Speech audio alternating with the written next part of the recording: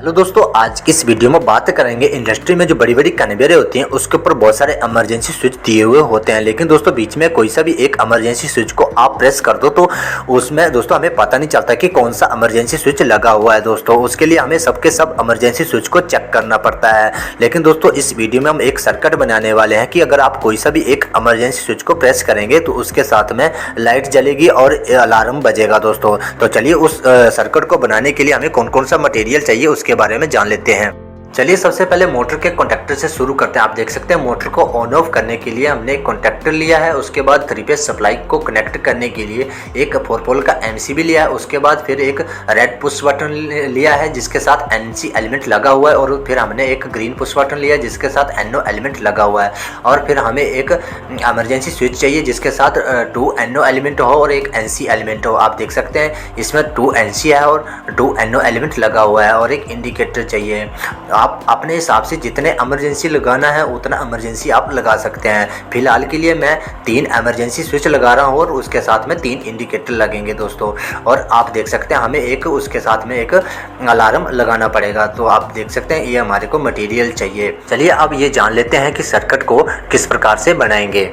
चलिए सबसे पहले पावर वायरिंग करेंगे, फिर कंट्रोल सर्किट बनाएंगे। आप देख सकते हैं 4 पोल एमसीबी के साथ मैंने न्यूट्रल वायर को जोड़ दिया है और ये ब्लू फेस को भी जोड़ दिया है। उसके बाद फिर येलो फेस को भी जोड़ दिया और ये रेड फेस को भी जोड़ दिया था। तो तीनों के तीनों फेस जो है वो एमसीबी के साथ जुड़ चुके हैं। उसके बाद फिर एमसीबी से आउटपुट लेकर कॉन्टैक्टर के इनपुट वाले टर्मिनल में लगा देंगे। उसके बाद फिर 3 कोर की वायर लेंगे और एक सिरा मोटर के टर्मिनल बॉक्स में लगा देंगे और दूसरा सिरा कॉन्टैक्टर के आउटपुट वाले टर्मिनल में लगा देंगे। तो आप देख सकते हैं मैंने तीनों की तीनों वायर को कॉन्टैक्टर की आउटपुट वाले टर्मिनल में लगा दिया है। चलिए अब कंट्रोल वायरिंग करना शुरू करते हैं। एमसीबी की आउटपुट वाली साइड से एक फेस वायर को उठाएंगे और रेड पुश बटन के 1 नंबर टर्मिनल में लगा देंगे, और फिर 2 नंबर टर्मिनल से एक वायर उठाएंगे और ग्रीन पुश बटन के 3 नंबर टर्मिनल में लगा देंगे, और 4 नंबर टर्मिनल से एक वायर उठाएंगे और कॉन्टैक्टर की जो कॉइल है ना उसके जो सिरे हैं A1 A2 तो आपने A1 के साथ लगा देना है। इसके बाद फिर ग्रीन पुश बटन के साथ में जो इमरजेंसी स्विच है उसके एनसी एलिमेंट से एक वायर लेंगे और फिर रेड पुश बटन के 2 नंबर टर्मिनल के साथ लगा देंगे, और उसके बाद फिर उसी इमरजेंसी के एनसी एलिमेंट की दूसरे टर्मिनल से एक वायर लेंगे और फिर 2 नंबर इमरजेंसी के एनसी एलिमेंट में लगा देंगे, और फिर उसी एनसी एलिमेंट के दूसरे टर्मिनल से एक वायर लेंगे और फिर 3 नंबर इमरजेंसी स्विच के एनसी एलिमेंट में लगा देंगे, और फिर उसी 3 नंबर इमरजेंसी स्विच के एनसी एलिमेंट से एक वायर लेंगे और फिर कॉन्टैक्टर के जो 13 और 14 नंबर टर्मिनल है ना तो आपने इसको 13 नंबर टर्मिनल के साथ लगा देना, और फिर 14 नंबर से एक वायर लेंगे और फिर कॉन्टैक्टर की जो कॉइल के A1 A2 सिरे है ना तो आपने A1 के साथ लगा देना है। उसके बाद फिर चलिए न्यूट्रल वायर के कनेक्शन कर लेते हैं। आप देख सकते हैं एमसीबी की आउटपुट से मैंने न्यूट्रल वायर को उठाया और बजर के साथ लगा दिया, और फिर बजर से ही लूप उठाकर और इंडिकेटर के साथ लगा दिया न्यूट्रल वाली वायर को।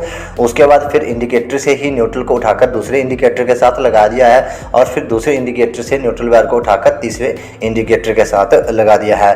फिर ये जो कॉन्टैक्टर की कॉइल है ना A1 A2 सिरे है इसके, तो A2 पे भी हमने न्यूट्रल वायर को लगा देना। आप देख सकते हैं मैंने जो A2 टर्मिनल है उसके साथ मैंने न्यूट्रल वायर को कनेक्ट कर दिया है। चलिए अब इंडिकेटर और बजर के कनेक्शन करते हैं। दोस्तों जैसा कि मैंने आपको बताया था ना कि इमरजेंसी स्विच में हमें 2 एनओ एलिमेंट चाहिए, तो जो 2 एनओ एलिमेंट है ना उसके आपने एक एक टर्मिनल को फेस वाली वायर के साथ लूपिंग कर देना। जैसा कि आप देख सकते हैं मैंने 1 नंबर जो इमरजेंसी स्विच है उसके दोनों के दोनों एलिमेंट में जो एनओ वाले एलिमेंट है उसके एक एक सिरे में फेस वाली वायर को लूपिंग कर दिया है। वैसे ही आपने तीनों इमरजेंसी स्विच में फेस वाली जो वायर है वो उसको लूपिंग कर देना है। इसके बाद तीनों इमरजेंसी स्विच के दोनों एलिमेंट जो है एक एक टर्मिनल खाली है, तो आपने क्या करना है एनओ एलिमेंट का एक टर्मिनल से वायर उठाएंगे और इंडिकेटर के साथ लगा देंगे।